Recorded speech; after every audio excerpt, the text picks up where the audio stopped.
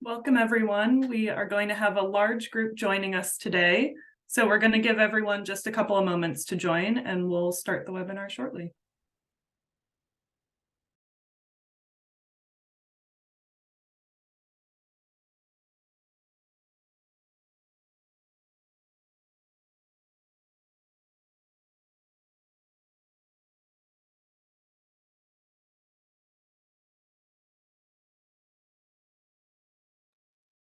As folks are joining, if you'd like to drop in the chat just your name, where you're joining us from, both your organization and your physical location, that would be great. We still have some people trickling in, so we'll give it just another 30 seconds.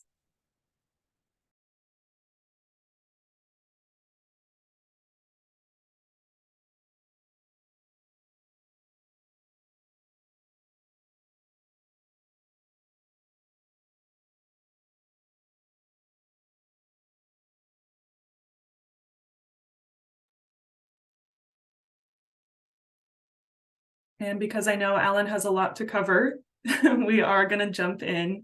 It looks like we have a pretty good number of people here, so we'll get started. I'm Morgan Rice. I'm here from the Help Me Grow National Center, and I'm happy to welcome everyone to today's workshop titled Engaging with Advocates to Expand Your Comfort Zone. I'll be the MC for today's webinar, and I'm excited to share this space with the webinar's co-host partners, the Collective Impact Forum and the National Collaborative for Infants and Toddlers. A couple of tech tips coming up for you, but before I jump into those, I want to make sure everyone's aware that today's session will be focused on advocacy strategies for government employees to safely influence the policy conversation. So if you are joining us today from a nonprofit organization, you're welcome to stay on and learn about how to best partner with government employees, but it might be most helpful for you to review the recording from our webinar that happened last week. That was focused on nonprofit advocacy. The recording of that will be sent out about a week following this session, and we promise we won't be offended if you drop off now. So we want to respect your time. Before I turn the mic over to our lead speaker today, Alan Mattinson, I'm going to mention a couple of these tech tips here. So again, the session is being recorded. You will receive a link to the recording for this and the nonprofit webinar within about a week.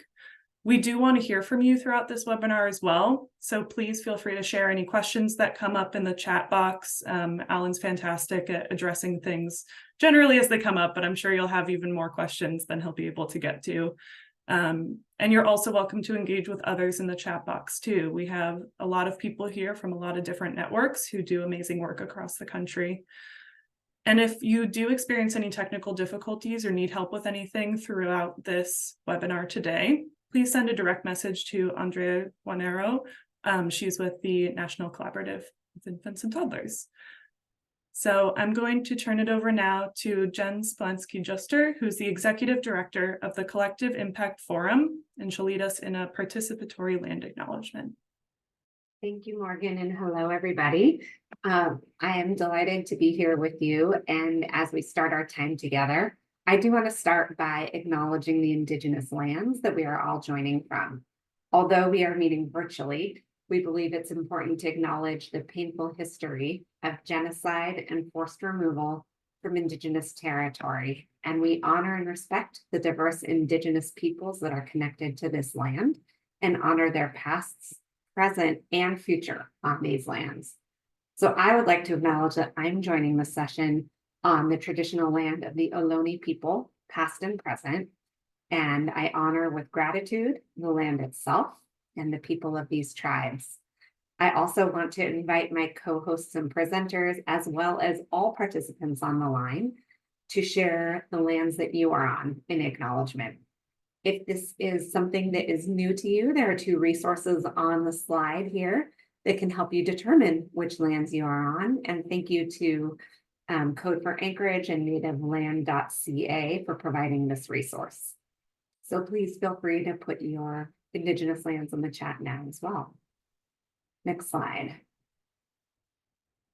If this is new information for you, I invite you to make a note of what you just learned about the lands that you are on. This is a great first step to understand more about the Indigenous communities that are part of your area both historically and currently. I also want to recognize that acknowledging Indigenous lands and communities is truly just a first step in strengthening knowledge, relationships, and accountability to better support our Indigenous community members. Relationship building and understanding community context are key factors for successful collaborative and place-based work. So as you build your own deep knowledge of the different communities and layers in your community where you're doing your work, including Native-led organizations and governance bodies can be very helpful.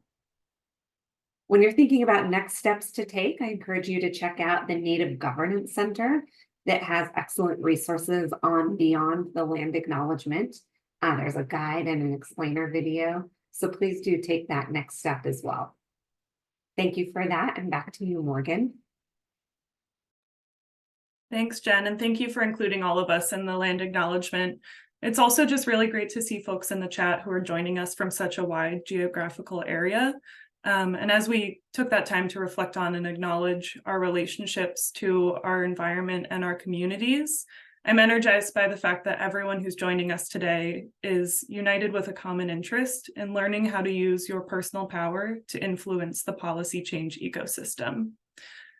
It's a pleasure for me to be welcoming everyone today on behalf of not only the Help Me Grow National Center, but also the Collective Impact Forum and the National Collaborative for Infants and Toddlers. And since we have folks here from across each of our networks, I'll just take a brief moment to introduce each host individually so we can all learn about the groups that brought us to this webinar today.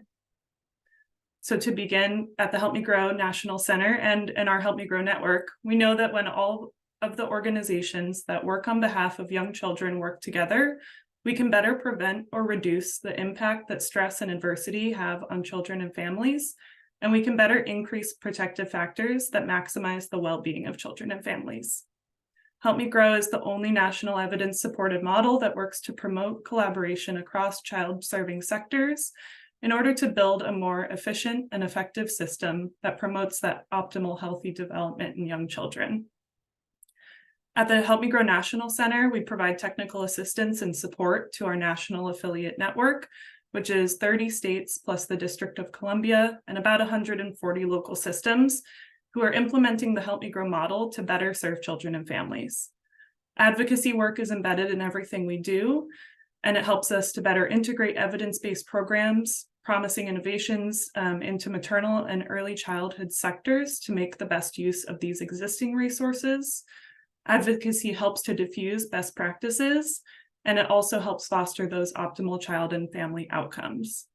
We're excited to share in hosting this webinar with our partners, and we look forward to supporting our affiliates in continuing this conversation in the future as well. I'm also happy to introduce the National Collaborative for Infants and Toddlers, also called NCIT, who we definitely would not be able to run this session without. NCIT is an education and advocacy movement bringing together organizations and individuals across the US who want to improve the health and well-being of infants, toddlers, expectant parents, their families, and caregivers. Using policy advocacy as its tool, the NCIT supports federal, state, local, and tribal efforts to pass effective policies and to maximize public investments in prenatal through 3 systems. And I'll turn it back to Jen to introduce the Collective Impact Forum and also share some of the background that led to the hosting of this webinar series. Thank you, Morgan. So for those not familiar, the Collective Impact Forum is a program that is a partnership between the organization FSG and the Aspen Institute's Forum for Community Solutions. And our mission is to support community-centered solutions to strengthen collaboration, advance equity, and improve lives. The forum provides resources, hosts learning events, and offers coaching that can help advance place-based collaborative work. We also have an annual summit that will be virtual this year in May coming up, and our keynote speaker is Stacey Abrams, and it will be focused on the importance of movement building. Time back, Morgan, to your mention of building a movement. So the origin of this webinar came when I had the privilege and pleasure of attending the Help Me Grow National Forum this fall. And I heard the keynote from Lori Frasina, the Vice President and Executive Director of Voices for Healthy Kids at the American Heart Association. And that's the organization that provides staffing and support for NCIT.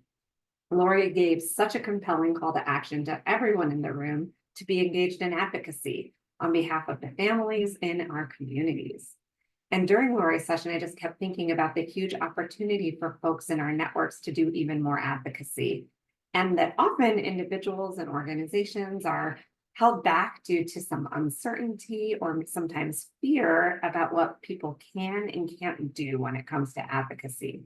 So when I shared this with Lori, she enthusiastically suggested that we bring in the expertise of Alan to help our networks and demystify a bit about advocacy. So that is how we caught here today. Great, thank you, Jen. And at this point, I am happy to introduce Alan Madison. Alan Madison is a lawyer who represents nonprofit organizations on lobbying and campaign finance laws, corporate issues, and other challenges.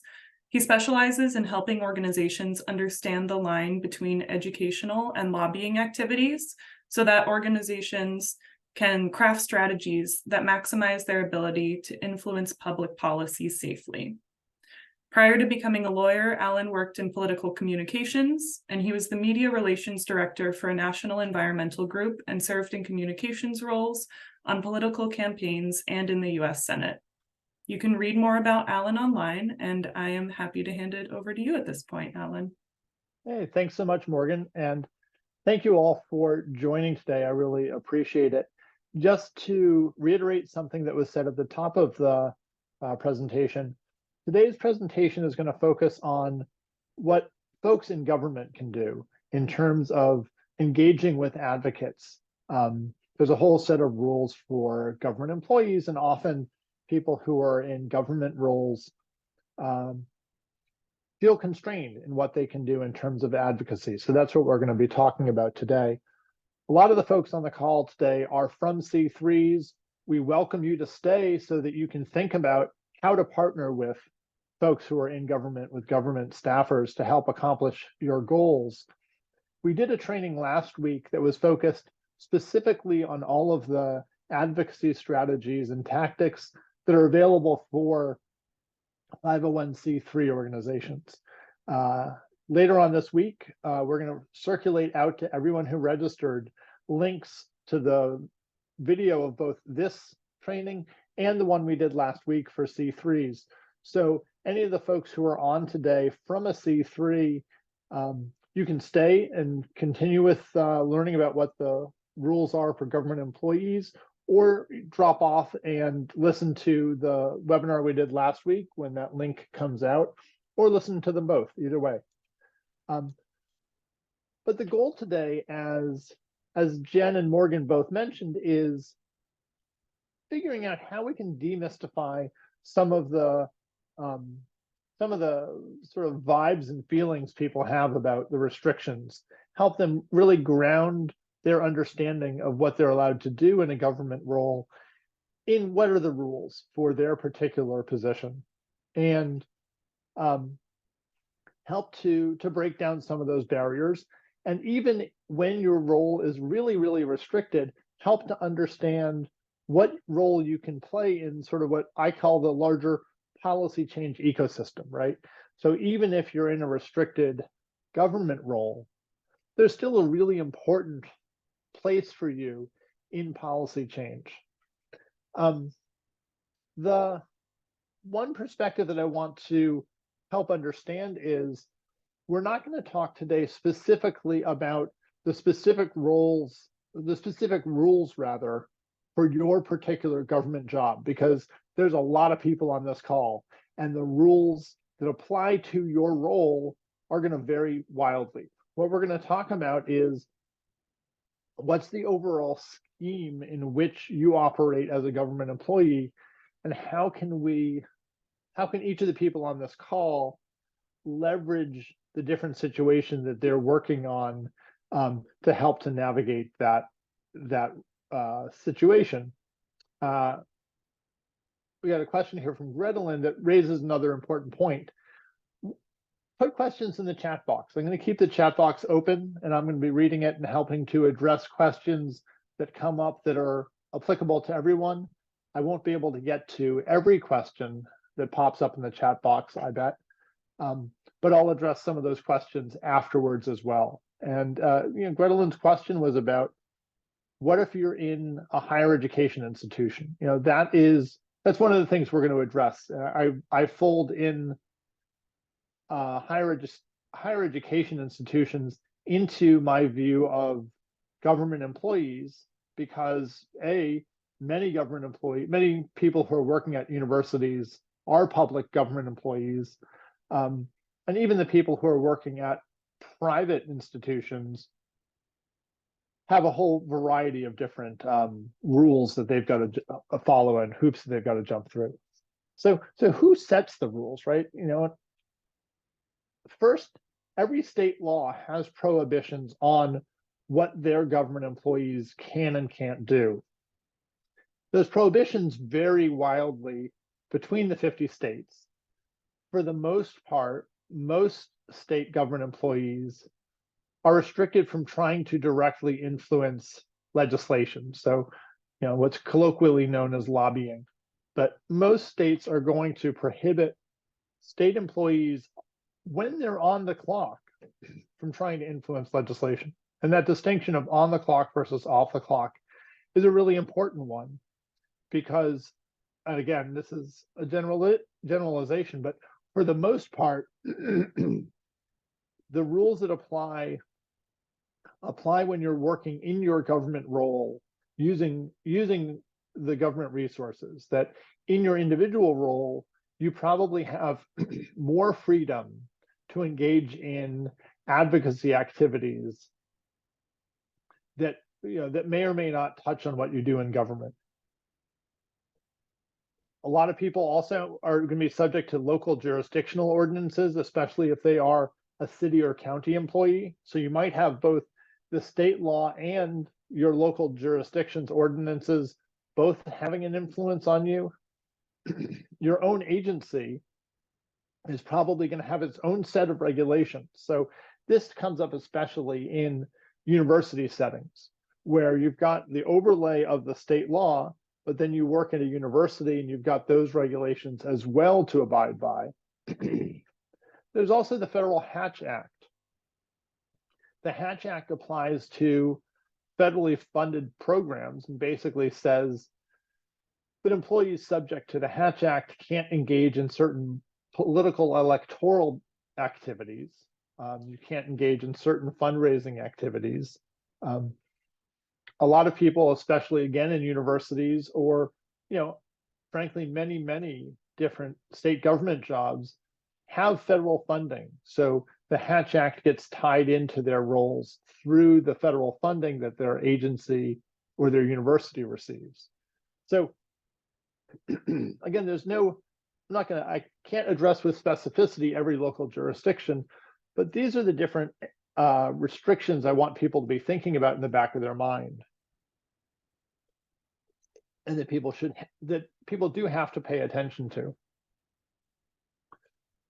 So, picture these researchers, for example, these scientists at the University of Wisconsin. They're, in my hypothetical, they're funded by a foundation grant, and they've got some federal money coming in funding their lab. They've got to deal with both the state laws, they've got to deal with the Internal Revenue Service restrictions on lobbying activities that comes with, when you get foundation grants to fund your research, for example, your foundation grant probably says you can't lobby. And that lobbying specifically says you can't use the money from that foundation grant to try to communicate directly with legislators to influence legislation. Now, those foundation grants don't say that you can't try to influence regulations, but it's specifically saying you can't talk to legislators to influence legislation. But there's wiggle room within those foundation grant restrictions. You've got to deal with the Hatch Act, because if you're getting federal funds as a researcher, the Office of Special Counsel deals with the Hatch Act. And then, of course, every university has its own specific rules. Thinking about it conceptually as concentric circles, the Hatch Act is the most limiting. It only touches on specific election activities, and it's very narrowly written. The IRS rules that come with foundation grant funding are a little bit broader. They only cover trying to lobby on legislation and only with grant funding. And then the university's rules are going to vary university to university, of course. University of Wisconsin is a university that I'm familiar with. And their rules say, don't contact legislators about bills, right? So, and don't be controversial. What on earth does that mean? You know? So that outer circle of agency rules of we've got rules, but in addition, the university doesn't want you to be controversial. And the way to think of that really is just as a political overlay. The university doesn't want you as an employee attracting attention to what you're doing. So, you know, essentially, I often talk about that one as the, you know, keep your head down rule coming out of a university or coming out of an agency. And we're going to address that in a little bit. How do you deal with that fuzzy line of when your agency says, keep your head down and don't get in trouble? You know, there's a whole lot of ways that we can talk about that we'll address today of influencing the policy ecosystem, you know, while still keeping your head down and not getting in trouble. The last thing I want to say about who sets these rules is to find a friendly lawyer, you know, and I've got friendly lawyer in italics because, yeah, there are some lawyers out there who are friendly. But really what I mean by that is within every agency and within the general counsel's office in every agency, there are lawyers who are going to try to help you get to yes. And there are lawyers who are going to say no to everything that you say, right? And we all know that. Build a relationship with the lawyer who's going to try to help you get to yes. On any given question, when you ask a lawyer any given question, they could say yes or no. And it's a perfectly reasonable approach for them to say, yeah, you know, we need to tweak your proposal and do this and that to it, but we can get to yes. Or it could be a lawyer who just looks at your proposal and says, nah, that's not going to fly. You know, and that second type of lawyer is just someone who doesn't want to stick their neck out for you. So really try to talk to people in your agency, figure out who are the friendly lawyers, develop a relationship with them, and turn them into being a partner, someone who's really invested in getting to yes, so that you can go to them and say, hey, I'm thinking about doing this, I'm thinking about doing that. Help me figure out a route to get this approved so that I'm not getting into one of those situations where the university or the agency is saying, hey, don't make any waves, don't stick your head up. If you develop a relationship with a lawyer who's willing to help you get to yes, that's going to be really beneficial to your ability to engage in advocacy. So lawyers can be your friends. All right, so getting past Saul Goodman, let's talk about the policy change ecosystem here. As a government employee, there's a whole bunch of different people out there who are trying to get any particular policy change implemented. You're not on your own. You are but a cog in this larger ecosystem, and you have a really important role to play, but you're not alone. And so what I want people to think about is, what's the role that I can play, and how can I intersect and interact with all of the people that are in this policy change web? Whether that's folks who are academics, government employees, service providers, preachers, imams, rabbis, you name it. Everybody on this whole list has a role to play. And the question is, how do the different parts interact and how do they partner with one another as part of grassroots organizing? I know that government employees often don't think of themselves in a grassroots organizing sense, but you really fit in an important niche in this ecosystem of grassroots organizing. For the researchers, I want researchers to think about talking to advocacy groups, right? Too often what happens is you've got researchers over here thinking of what would really be interesting research. And then you've got advocacy groups over here looking at the research and being like, dang, I wish they had investigated this aspect of the question. And if we can just bring those people together at the front end of the research, to where the researchers are saying to the advocates, what would be helpful for you, right? If we can have a marriage of those ideas, the researchers, in a totally non-lobbying, non-advocacy way, it's still going to preserve the integrity of the research, but they can do good research that advocates are going to find useful. On the government side, build relationships with advocacy groups. Partner with them so that you can understand what are their concerns, right? There are subtle ways internally at an agency, things that you can do to, regardless of the agency, that if you're aware of and paying attention to the advocacy groups in your area, that you can make important shifts to that. So Andrea Ferguson asks a great question. What's a good way to identify advocacy groups, right? There's a lot of good ways, but some of them, and put other ideas in the chat, folks. One is pay attention to newspaper articles on your topic, right?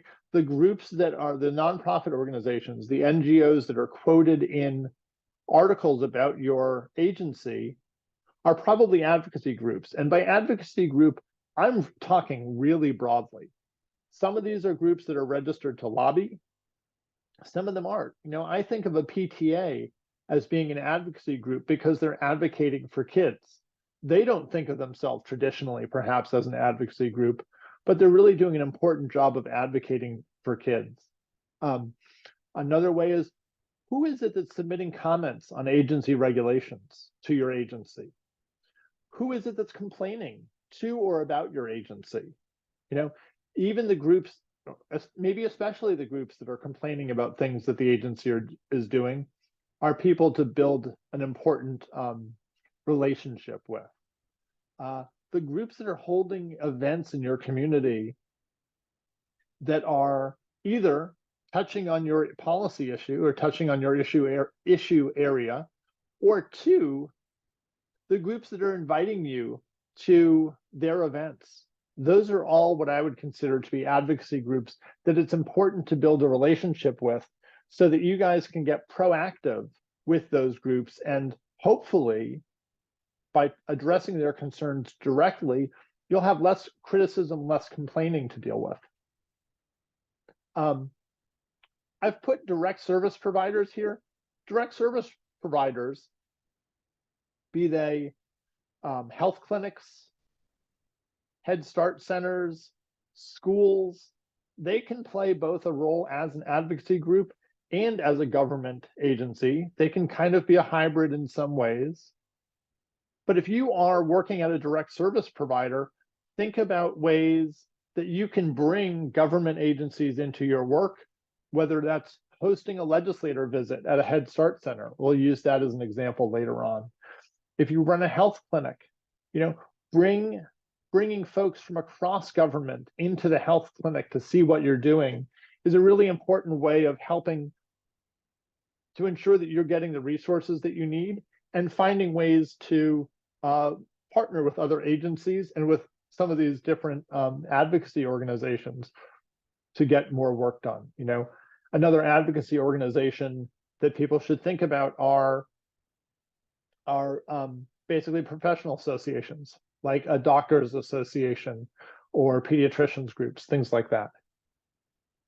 But the goal here is just to think about, you're not sitting, often it can feel like, you're working at a government office building in your cubicle, interacting with people in the offices around you, but you feel very siloed. And the more that we can do to break down those silos, get people out of their government office buildings, or get others to come into your office building to have partnership meetings, the more we're going to all accomplish in terms of strengthening policy and systems in the environment. So here's an example that I like to share from Massachusetts. So the Mass Food Systems Alliance is what I would consider to be, they're an advocacy group. They work on promoting food security for families. And they brought advocates from across the state to meet with their legislators. It wasn't lobbying because they weren't talking about legislation at all. They were talking about a program that had passed the previous year called the Healthy Incentives Program. And they were just educating legislators about how well this program is working in their communities. They were basically, the Healthy Incentives Program basically creates synergies where local farmers are able to sell produce to local school systems so that schools can sell healthier meals. It helps the farmers, it helps the kids. I mean, it's just kind of a no-brainer, but it was a new program and they wanted to make sure that all of the folks in the legislature understood how well this program is working. So this is just something that the advocacy group is doing. So why am I talking about it here with government employees? Well, the advocates need data in order to show that the Healthy Incentives Program is working well. They needed to know the number of meals that are served every year in each district under this program. That's data that they're going to get from government employees. So their advocacy to support this program will be ineffective if the government employees aren't thinking about ways to partner with the Mass Food Systems Alliance to get them the data that they need. They also needed to know on the other side of the equation that the value of produce purchased from farmers in every district, right? So they needed to give both sets of data to these legislators. Now, Senator Welch also needed to know this was basil and not oregano, but that's a whole completely different story. Ashley asks, is it reasonable to say that a C4 is an advocacy organization? Yeah, a 501c4 is an advocacy organization. A 501c3 is an advocacy organization. I would say also labor unions are advocacy organizations. I was just working with this morning with a Black fraternity advocacy organization. I would say that church, synagogue, or mosque is also an advocacy organization. Now, they are primarily something else. A church isn't primarily an advocacy organization, but it has a really important role to play. So I want people to think of it as expansively as possible about what's an advocacy organization.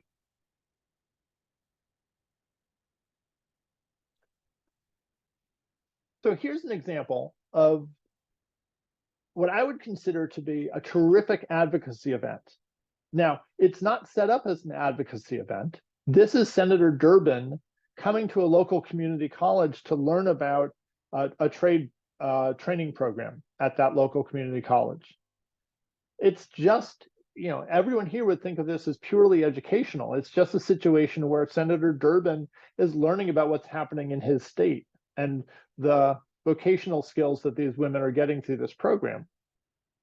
But it also has an extraordinarily strong advocacy component to play, because the more that we can get legislators in to see what's happening with these programs, the more effective those programs are going to wind up being. So by having the folks at this training program reaching out to legislators' offices to invite them to come tour the facility and meet the women who are getting this training, that's going to lead to it may or may not lead to future funding, right? Like, they can't control whether this visit is going to lead to funding, but I guarantee you the likelihood of this program getting funding in the future is going to increase exponentially as more legislators come tour the program and see how life-changing it has been for the people in the program. So the more that you can do to do that outreach, to bring people in to visit your Head Start Center, your vocational training program, whatever your program is, whether it's a health clinic, you name it, the more that you can give legislators a hands-on experience, the more likely you are to expand your program in the future and create more advocacy opportunities. So in this example here, Senator, it's a completely educational event. Senator Durbin gets invited by the community college. Community college, explains what's going on. And then later, the National Skills Coalition, which is an advocacy-focused organization that's working to increase funding for non-college post-secondary educational programs, goes in and meets with Durbin and says, "Hey, Senator Durbin, we know you met with Angela and Monique at this community college training center. Heard it was a great visit.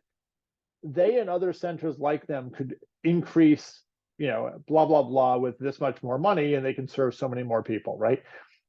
National Skills Coalition can give the data when they go in to lobby Senator Durbin, and that's their role. National Skills Coalition has a different role in the policy change ecosystem than the community college did, but there's a symbiosis there. And National Skills Coalition's data is only going to be effective if Senator Durbin already has a story in his head of having experienced hands-on the visit at this jobs training center. And of course, you can substitute jobs training center with Head Start Center, with water quality testing, bringing senators out to go with your scientists from Department of Environmental Quality to do stream water testing. Nothing better than putting a senator in waiters and having them test water quality.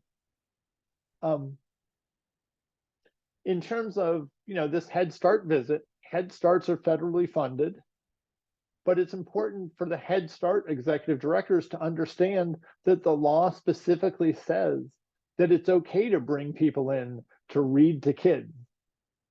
It's as Mark says, it's educational awareness to talk about the Head Start Center.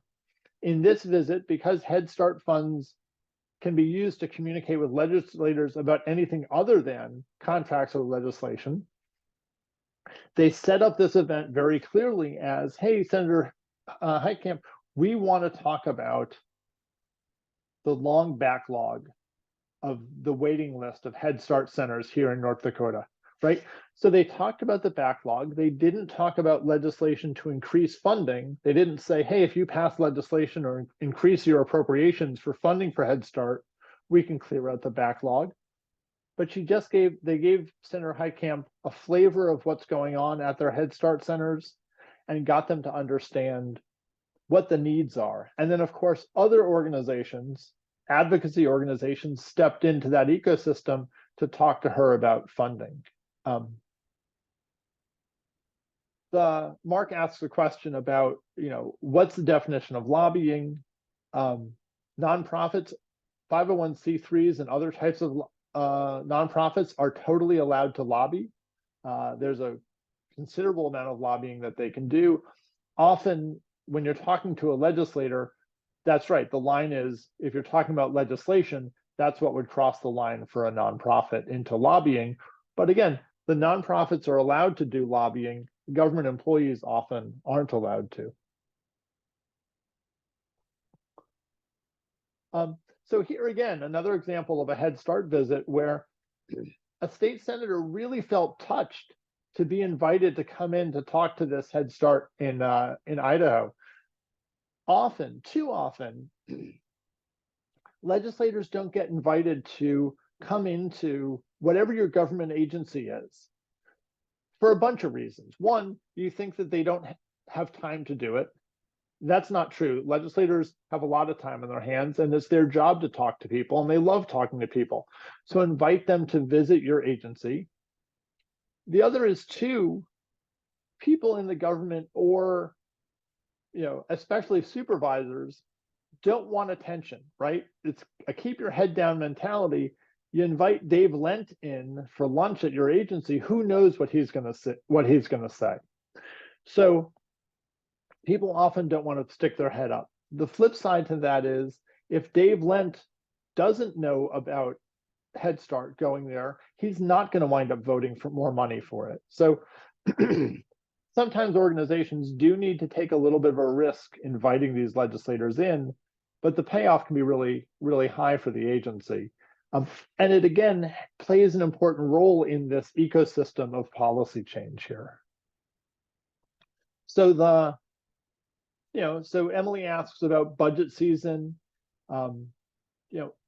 It's leave the discussion about specific budgets to the folks in your agency that deal with the budget requests. Most of the time, even during a budget season, if you bring a legislator in to do water quality testing in local streams, for example, or the first slide I showed, having them serve school lunches, having them serve meals at a local elementary school, they're not going to talk about how many dollars are needed in a specific line item in the budget for school lunches. That's going to be in the back of their head, but what they're going to care about is, what are we serving for lunch today? How is it sourced? Do you guys have the ovens you need to make sure the kids are getting hot meals? Do the kids like the food? How much of it is going in the garbage? Those are the questions a legislator is going to ask. They're not going to ask the folks in the cafeteria about specific allocations in the budget, but it all plays an important role in that change. And importantly, you can set up the visit with ground rules to say, hey, we're not going to talk about legislation. We're just the Department of Environmental Quality here. We're not going to get into legislation. We just want you to understand what the water quality issues are in the district. Another point is win your wins. And this is something that folks in government agencies sometimes are afraid to do. Some government agencies are doing this really well. Some of them are afraid to do it. But what I mean by win your wins is share your accomplishments so that everyone knows about them. Toot your own horn. It's not something people in government feel comfortable doing, but it's so important for advocacy to toot your own horn, because the more that you toot your horn, the more that people throughout government and the public understand what it is your agency does. And if you're tooting your horn, then those advocacy organizations can start to leverage your wins to help build on itself, right? The more that you have wins, the more people want you to get wins, and the more that people realize how important your government agency is. Right now, I'm sitting in my basement and I've got a space heater on, and I unplugged it from my power strip and I plugged it into the wall, specifically because the U.S. Consumer Product Safety Commission's Instagram feed this week taught me to do that. The U.S. CPC has one of the best Instagram feeds. It's hilarious. The Consumer Product Safety Commission has been releasing albums, has been commissioning new rock albums as a way of educating the public about consumer product safety. Like, what a boring topic. But if you're following US CSPC on Instagram, you know what a great handle that is. It's a terrific follow. So you're not going to be, I guarantee you, your social media for your agency isn't going to be as next level as the Consumer Product Safety Commissioner.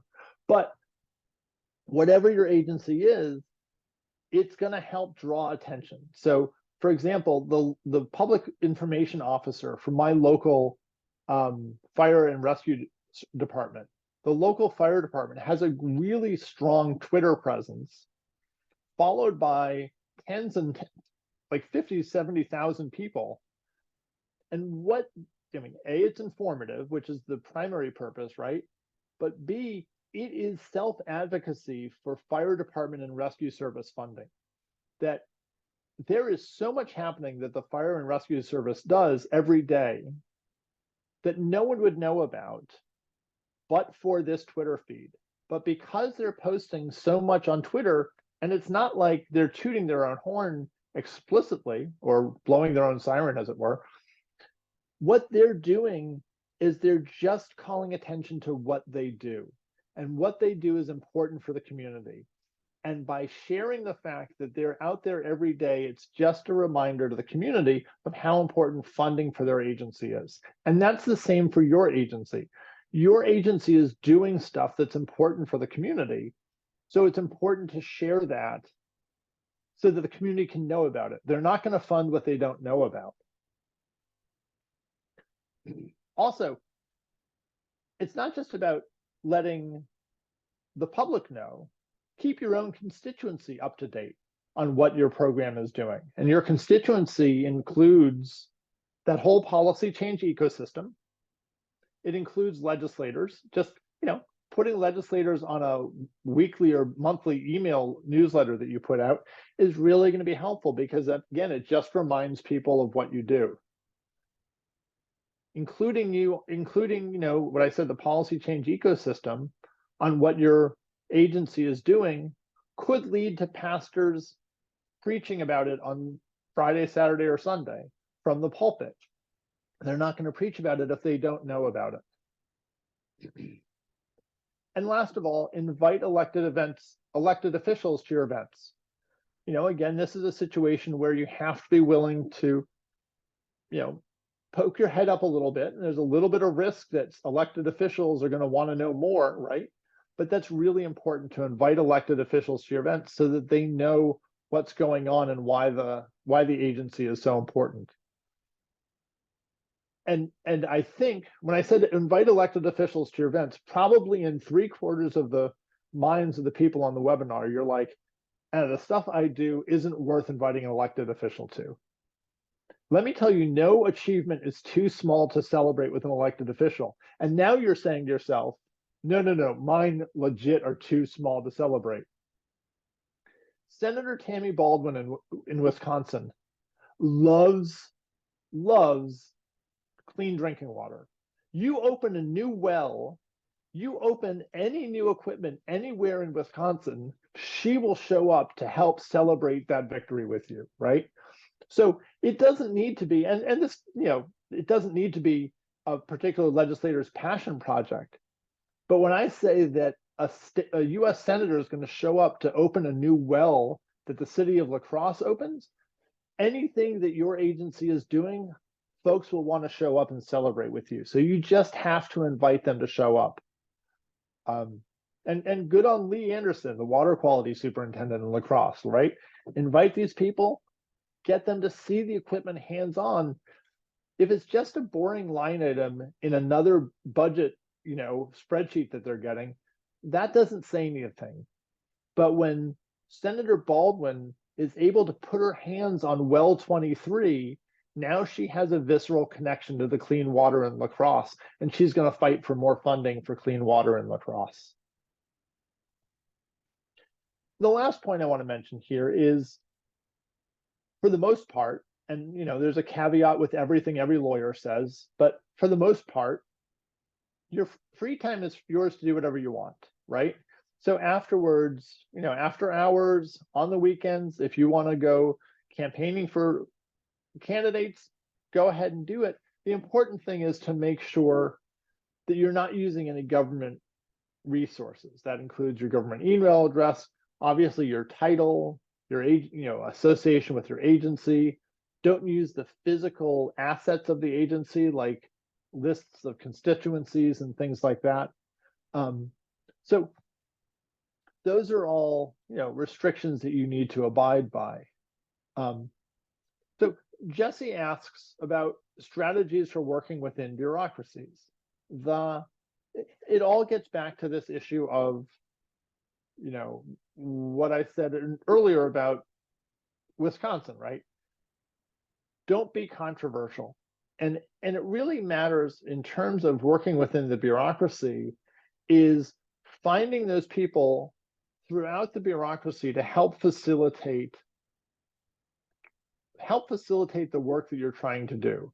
Some of those are peers, like the friendly lawyer that's over in the government, in the general counsel's office, identifying and figuring out who's the lawyer that can help get to yes, as opposed to just slamming the door and always saying no. And understanding above you in the bureaucracy, who are the people who have a vested interest in trying to help promote the agency, right? And people who are understanding that by getting attention to the agency, it'll be helpful to the agency, as opposed to those folks who just want to hide, who want to hide in their cubicle. And so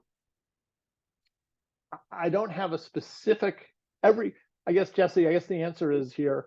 The pathway of doing that in every different agency is going to be different depending on the particular politics within the agency. So I don't have any blanket answers to say, but it's a question of basically selling and doing grassroots organizing within your agency before you do the grassroots organizing outside of the agency, or simultaneously, right?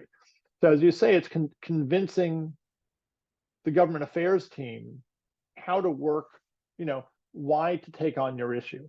But it's going to look differently in each of those things.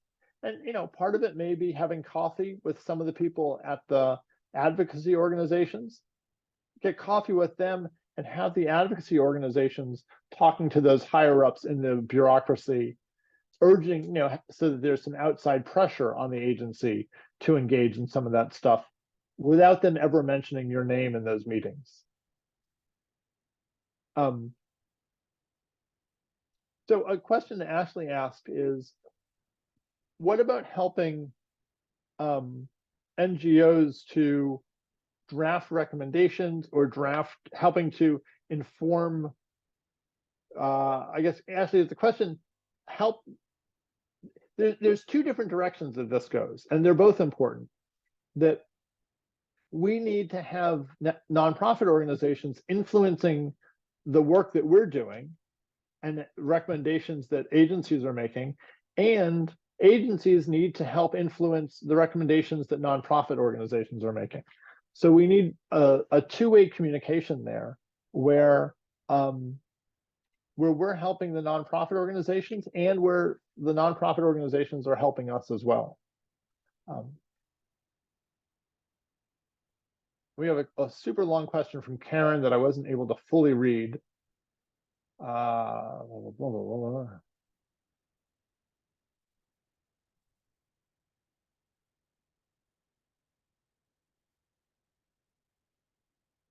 So Karen's question is basically the extent to which people in different government agencies are able to be involved directly with guiding policy change, whether that's a local zoning code that would influence, what species can be planted or things like that.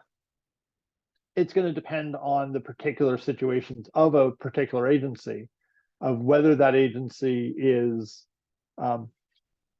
restricted under the state or local jurisdictions ordinance from getting involved in that. And so it depends on, actually, it raises an important point that I meant to mention earlier.